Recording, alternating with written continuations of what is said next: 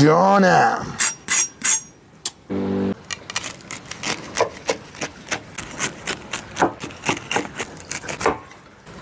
جانم. این ترچینمونه.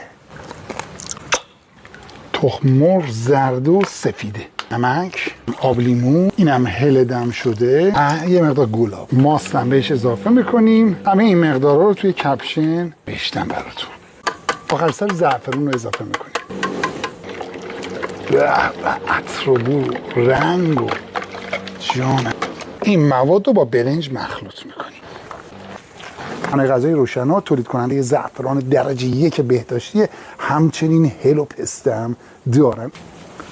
عطر.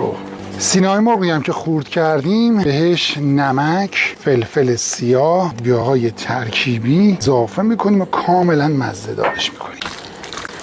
یه مقدار تخم مرغ رو با این مواد مخلوط میکنیم که چسبندگی بین لایه پایین و بالا ایجاد کنه. کفش هم روغن می‌ریزیم. لایه اول رو پهن میکنیم.